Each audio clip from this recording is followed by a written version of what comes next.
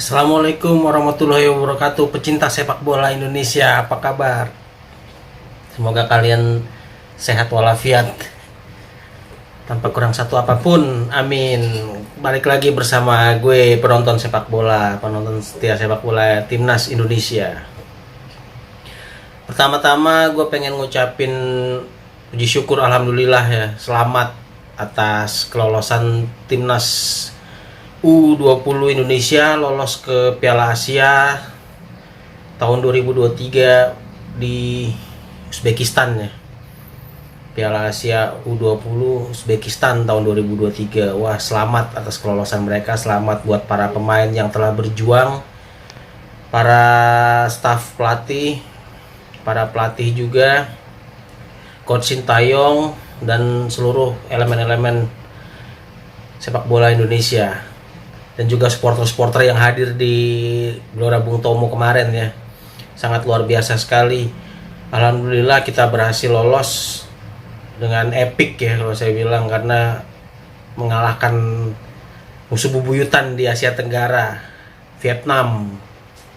Ya walaupun masih statusnya kelompok umur, tapi ini membuktikan bahwa Timnas Indonesia bergerak maju. Kalau dulu kan sulit sekali mengalahkan Vietnam kan, dalam beberapa tahun terakhir gitu. Sekarang kita bisa mengalahkan Vietnam, khususnya Sintayong ya. Jadi mengalahkan Vietnam U20 itu alhamdulillah, dan lolos ke Piala Asia U20 di Uzbekistan tahun 2023. Oke, di sini gue pengen ngasih opini-opini gue sebagai penonton ya, bukan sebagai pengamat sepak bola ataupun komentator yang wah lah. Nggak, ini gue cuma sebagai penonton juga. Kebetulan karena mainnya di Gelora Bung Tomo, jadi gue nontonnya lewat layar kaca. Karena Surabaya kan gue nggak punya waktu gitu, belum sempat lah ke sana. Nanti kalau misalnya ada kesempatan juga gue ke stadion. Ini akan Sari nanti mungkin insya Allah, kalau nanti Timnas Indonesia lawan Karakau. Oke, gue pengen kasih catatan-catatan sedikit nih ya. Memang pada saat laga Indonesia penentu, kita tahu lah lawan sebelumnya kan ada dua laga ya, Indonesia lawan Timur Leste, terus lawan Hong Kong U20 juga. Itu ya bukannya sombong, tapi secara di atas kertas ya kita bisa mengatasinya, dan terbukti kan memang benar kita mengatasi perlawanan Timur Leste 4-0 dan juga Hong Kong 5-1. Itu memang sesuatu yang lumrah ya, memang karena kekuatan kita memang seharusnya memang ada di atas mereka gitu. Nah, ketika bertemu Vietnam di laga penentu di pertandingan terakhir grup F kualifikasi Piala Asia U20 ini, nah ini baru ketemu boleh dikata seimbang ya, lawan yang seimbang lah, lawan yang levelnya sama. Kita tahu Vietnam mengandalkan permainan cepat ya, biasanya kan dari level senior atau level U23 itu Vietnam selalu mengandalkan permainan cepat dia, kaki ke kaki, direct ball ya, seperti itu. Nah, gue pengen ngasih catatan ini ya, ketika dari lawan Timur Leste, lawan Hong Kong itu kita golnya rata-rata juga dari sundulan ya. Rata-rata dari umpan-umpan crossing. Ini suatu hal yang sangat membanggakan ya, maksudnya sangat baik gitu. Biasanya kan kita tidak mengandalkan itu. Biasanya kita tidak mengandalkan itu sebelum-sebelumnya, zamannya Bagus Kahvi, zamannya Egy mungkin, kita jarang sekali mengandalkan umpan-umpan crossing gitu. Dan di timnas ini, di timnas U20 ini terlihat sekali perkembangan mereka gitu. Mereka bisa melakukan umpan-umpan crossing yang bagus. Biasanya kan kita umpan crossing yang tahu kemana. Ini menurut pendapat gue ya. Maaf kalau ada pendapat lain ya, silakan aja. Ini menurut pendapat gue. Timnas U20 ini bagus sekali umpan-umpan crossing nih. Lawan Timor Leste, lawan Hong Kong, bahkan lawan Vietnam pun juga sesekali mengandalkan umpan-umpan crossing. Karena apa? Karena kita punya striker yang boleh dikata bagus dalam duel-duel udara. Itu karena postur tubuh yang seperti saya bilang sebelumnya ya. postur tubuh pemain-pemain kita ini udah mulai bagus nih, udah misalnya udah tinggi-tinggi, posturnya udah bagus lah, ibarat kata bisa memenangi duel-duel udara. Makanya udah gitu umpan-umpan crossingnya juga cakep gitu, nggak asal umpan crossing, nggak ngawur-ngawur, tapi udah bagus lah kalau secara keseluruhan.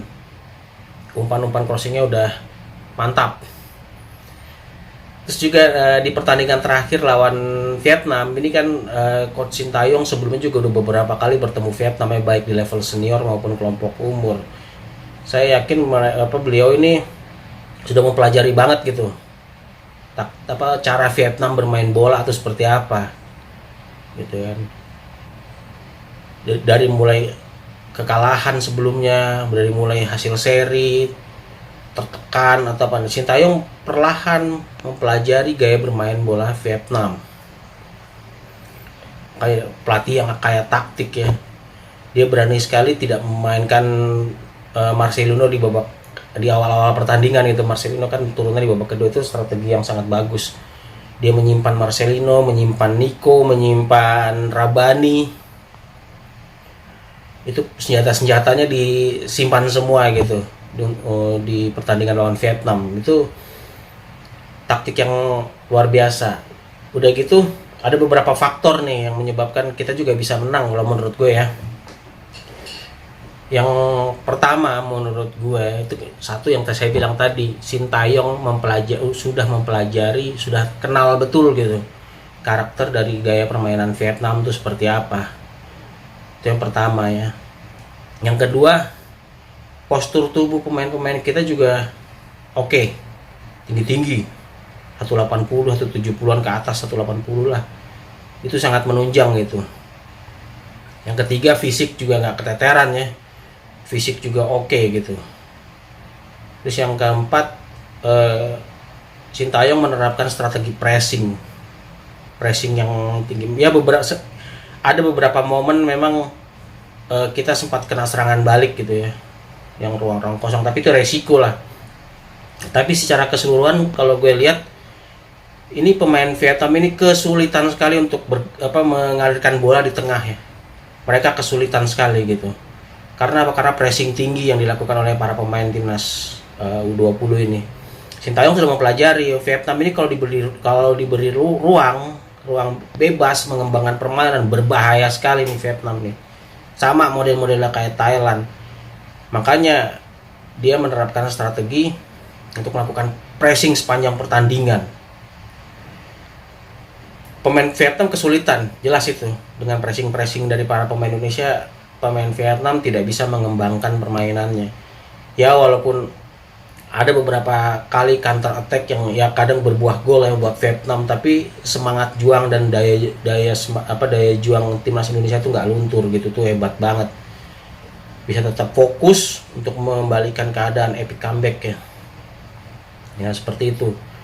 Jadi faktor-faktor itulah yang membuat Indonesia lolos langsung ya sebagai juara grup nih ke Piala Asia. Ya Vietnam juga lolos sih sebagai runner up terbaik gitu.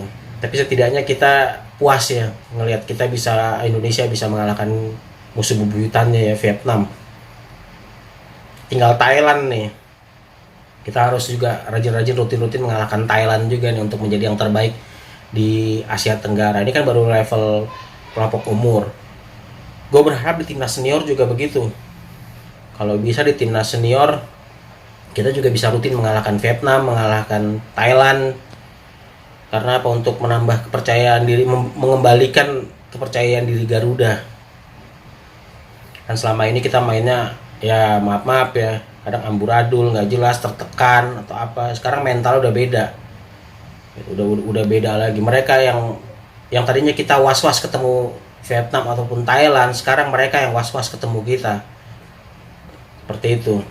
Apalagi nanti ada Piala AFF kan ya, bakal seru banget itu. Ya itu menurut pandangan gue ya, pertandingan kemarin malam tuh ketika Vietnam U20 bertemu Indonesia U20 itu benar-benar di press. Peluang Vietnam juga dikit banget gitu ya, shot on target dibanding dengan pemain kita ya, itu jauh lah. kita memiliki beberapa peluang emas gitu yang harusnya bisa menjadi gol. Ya tidak terlepas juga dari ya namanya satu tim pasti ada kelebihan dan kekurangan. Mungkin kita masih banyak kekurangan juga, tapi saya rasa itu akan perlahan akan membaik ditangani oleh pelatih terbaik. Ini Sintayong nih, dia membawa timnas senior ke Piala Asia, dia membawa timnas U20 juga ke Piala Asia. Itu saya apresiasi banget gitu. Itu terbaik lah. Tapi pekerjaan rumah masih banyak. Masih banyak yang harus dibenahi, pekerjaan masih banyak ya. Jadi tetap fokus, tetap bekerja keras. Sekali lagi saya ucapkan selamat nih untuk timnas Indonesia U20 yang menyusul kakak-kakak mereka ke Piala Asia ya. Timnas senior juga ke Piala Asia. Kita mainnya udah nggak gerasak gerusuk gitu. Kita mainnya juga udah build up dengan 3 back. 3 back build up pelan-pelan, terus melakukan serangan dari sayap. Ini memang karena kekuatan Indonesia itu sebenarnya dari sayap kalau menurut gue, dari zaman dulu lah. Nah, Sintayong mencoba untuk memaksimalkan itu. Indonesia itu memang dari sayap lalu umpan crossing. Nah, kalau ada striker-striker yang tinggi model-model Hoki Caraka, model-model Rabani Tasnim, nah itu makanya Indonesia itu butuh striker-striker model-model Rabani sama Hoki ya. Ronaldo Kuateh sebenarnya mungkin karena dia habis cedera kali ya, mungkin dia belum menemukan perform terbaiknya seperti waktu di Turki, TC di Turki ya. Saya nggak bilang namanya juga habis cedera pasti ada sedikit trauma. Contoh Bagus Kavi kan begitu habis cedera parah, jadi mungkin agak belum top perform. Saya berharap Ronaldo Kuateh bisa kembali ke performa terbaiknya ya. Ronaldo Kuateh sebenarnya juga saya lihat semalam juga ada beberapa peluang, cuman belum maksimal dia mainnya. Belum maksimal. Sebenarnya dia punya potensi yang bagus juga, hanya dia belum maksimal, mungkin ada tekanan juga, ada saya tidak tahu itu. Saya berharap sih Ronaldo Kuateh bisa kembali ke perform terbaik dia ya. Ya seperti itu mungkin gambaran gue sebagai penonton sepak bola. Terima kasih buat kalian yang sudah support channel ini. Ya ini hanya opini-opini gue lah. Mungkin ada yang tidak setuju, tidak apa-apa. Namanya juga orang berpendapat kan, silakan aja. Tapi pendapat saya kurang lebih seperti itu. Sekali lagi ucapkan selamat. Nanti tanggal 24 kita timnas Indonesia akan menjalani FIFA Matchday ini, ada 2 kali, tanggal 24 sama 27 September 2022 melawan timnas Kurakau sih bacanya. Ya pokoknya itulah. Kurakau kali ya. Sorry kalau saya salah. Ini lawan juga yang bukan lawan kaleng-kaleng ya, ini lawan berat juga ini karena peringkatnya 84 FIFA. Sedangkan kita kan 155, tapi bukan tidak mungkin.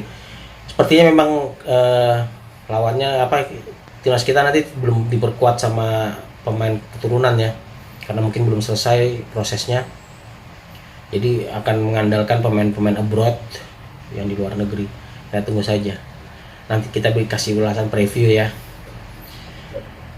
Oke, itu aja mungkin pendapat gue.